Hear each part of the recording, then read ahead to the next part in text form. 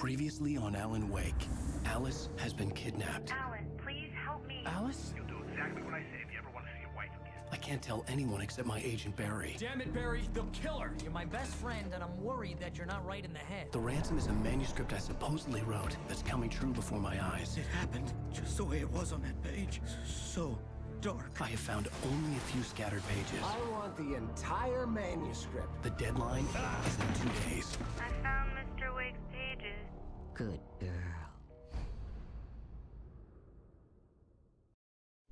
How the hell did she get her hands on the manuscript anyway?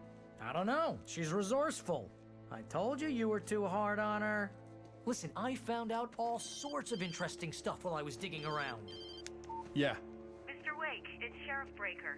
We have an FBI agent here, Agent Nightingale. FBI? He's anxious to see you. You'd better come to the station. Okay, I'll be right over, Sheriff. Let's make this quick, huh? Help you folks? Name's Randolph. I'm the manager. We're looking for Rose. Works as a waitress down at the diner. Rose, sure. Nice girl. Who wants to know? I'm Alan Wake. The writer, huh? I heard on the radio you were visiting. Well, I'll show you her trailer. That Rose, she's a nice girl. Always pays her rent on time.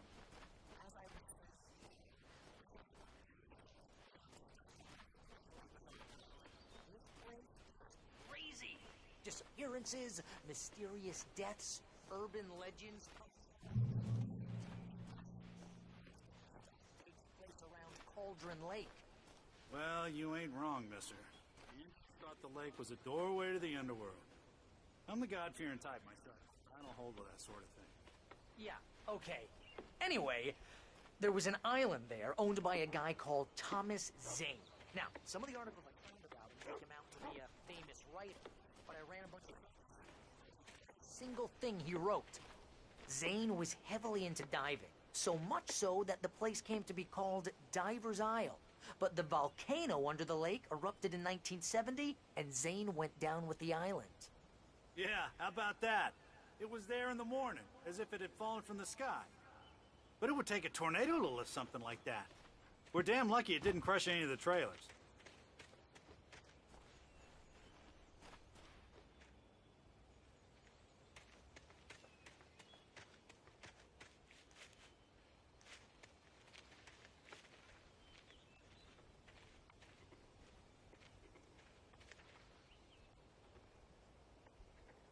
It gets better. A local girl, Barbara Jagger, drowned in Cauldron Lake just a week earlier. They were lovers. Sure, Jagger's a local spook story. The Scratching Hag comes for you in the dark. Childish stuff like that. Anyway, Al, I'm just getting to the best part. All of the articles about this stuff were written by Cynthia Weaver. I asked around, and she's that crazy bag lady you met. What, the lamp lady? She can be a little loopy, but she's not homeless or anything. Yeah, anyway, she knew both Jagger and Zane before they both died, and she had some kind of a breakdown.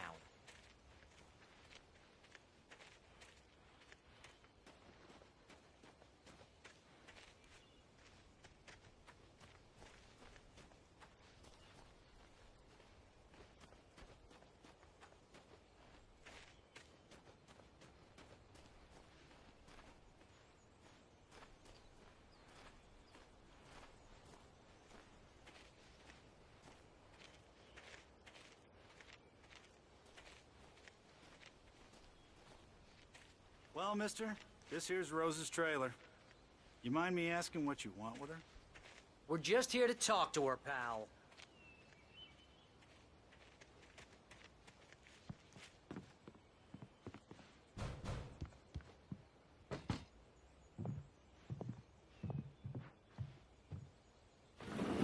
Welcome to... Oh dear, Mr. Wake. I'm so glad you're here. Rose, you have my manuscript? Oh. Oh yes. Yes. Please, come in. Hey, this is really good. Rose, Yes, my manuscript. I really need it. I understand. I know what you need. A muse to inspire you. Oh, for Barry? She doesn't have anything. Yeah, hey, Al? Al, what's... Oh... Barry! What? What?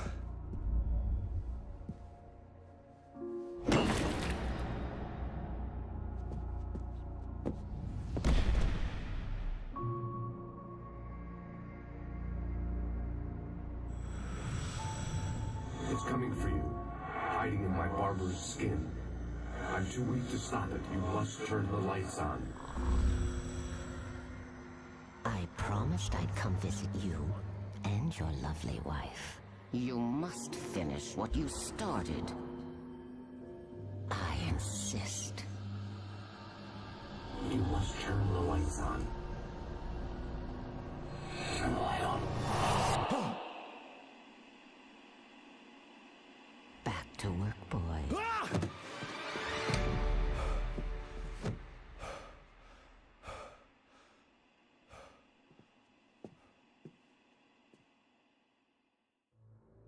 I felt nauseous, hungover.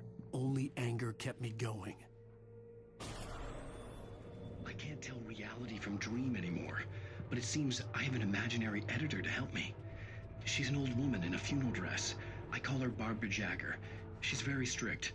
I'm writing faster and faster. My manuscript is being heavily revised.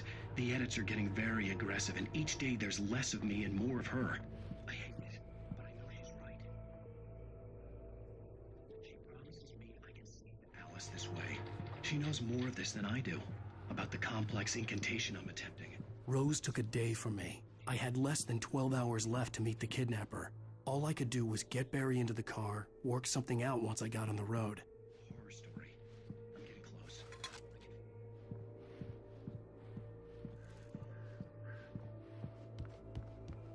My gun and flashlight were gone. I'd have to find a way to get Barry into the car as quickly as possible. There was no time to waste. Mr. Randolph liked Rose. That little smile she had. How she was still sweet when life had tried so hard to make her bitter. It wasn't any of his business what she did in her trailer. But those strangers, the writer and his smart-ass sidekick, looked like trouble. And they'd been in there for hours, way past her normal bedtime. He reached for the phone and called the sheriff's station.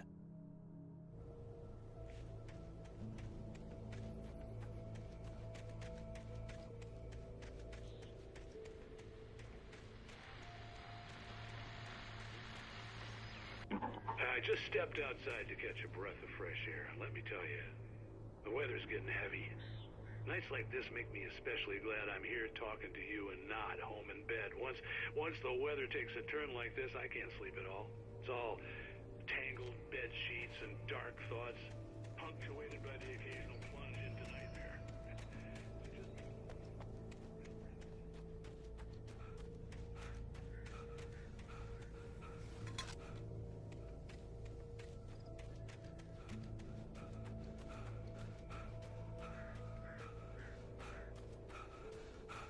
Oh, you're gonna get it now.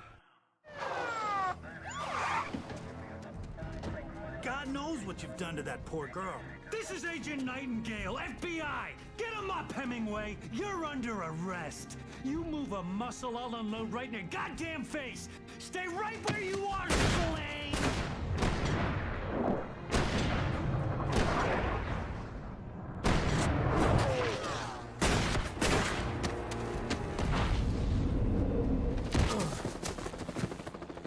What are? I'm standing right here, you goddamn maniac!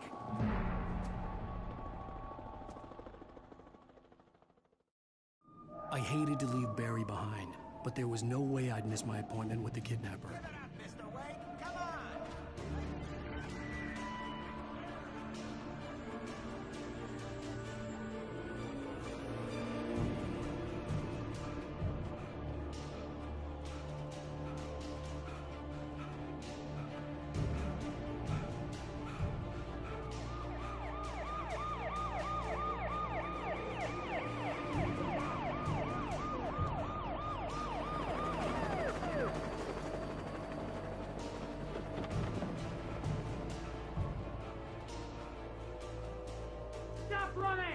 Freeze!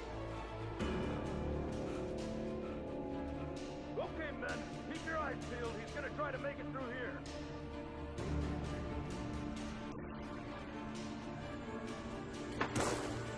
Oh, damn. Over here! Right up here! Oh, damn it!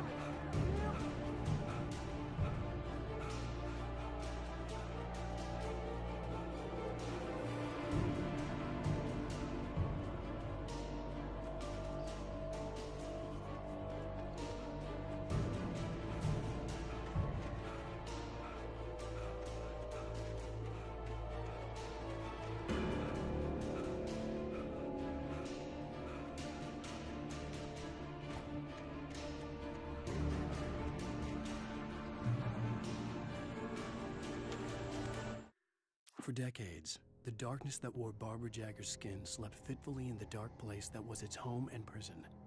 It was hungry and in pain. It dreamed of its nights of glory when the poet's writing had called it from the depths and given it a brief, terrible taste of power and freedom. The rock stars had stirred it from the deep sleep the poet had sunk it back to in the end. When it sensed the writer on the ferry, it opened its eyes.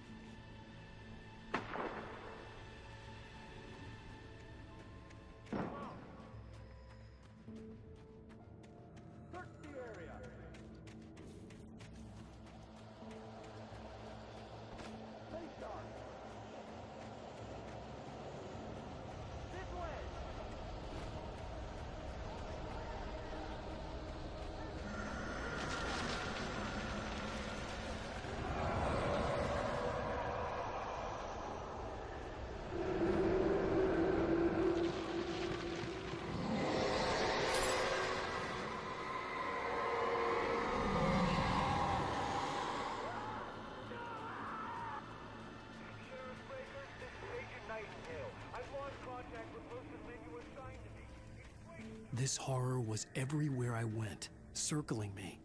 The cops didn't stand a chance. They were after a writer, not a monster.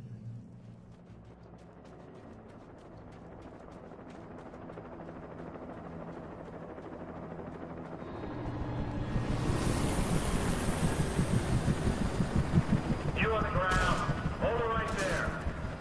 There's nowhere to run. Freeze!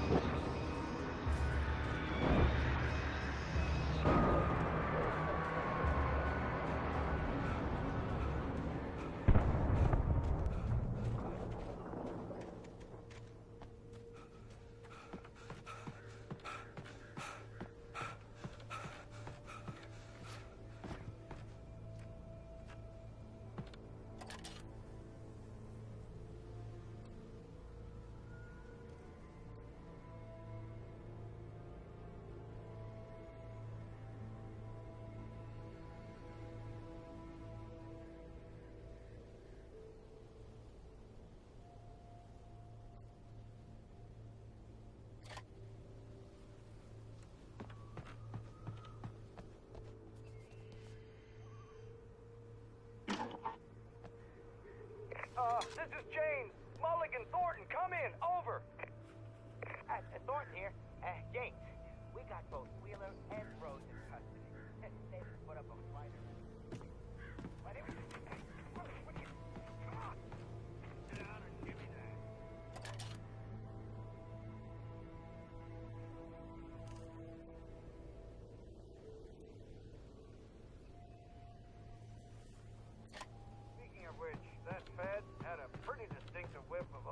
Gotcha. You know what I mean.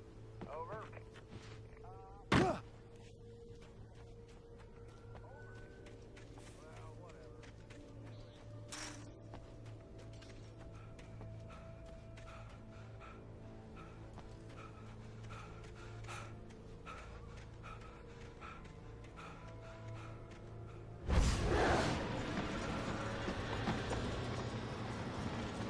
Unnatural shadows clung to the gate. The darkness that was after me was trying to stop me. I wouldn't get through without a light. There was no power to the searchlight.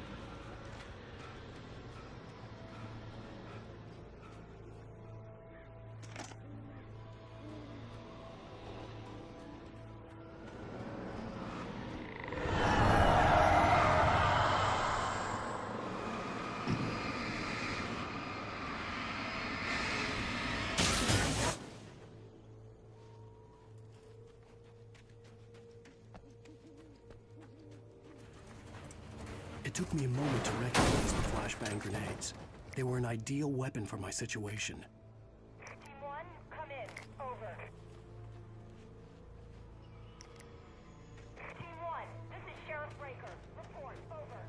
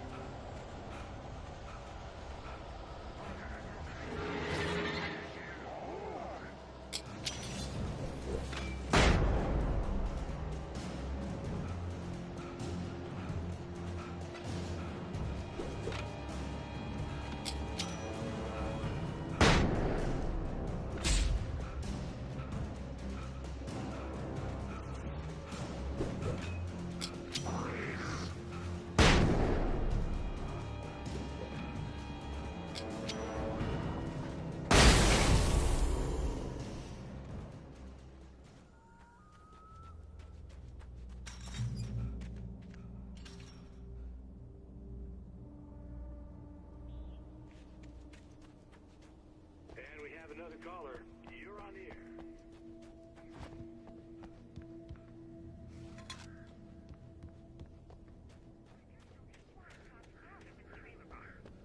What do you mean?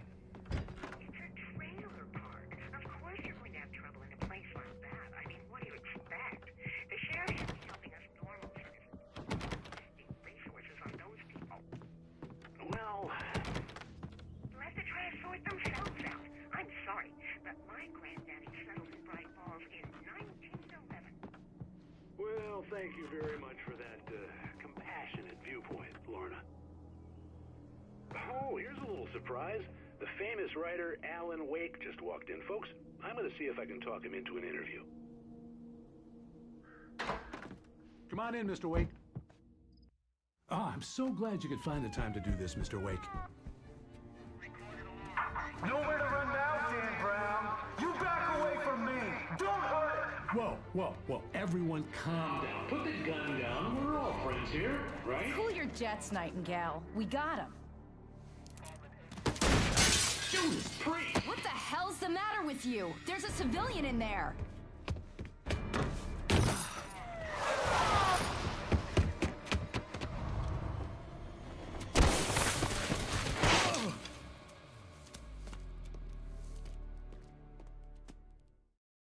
I'll get you yet, even if it kills me. You hear me?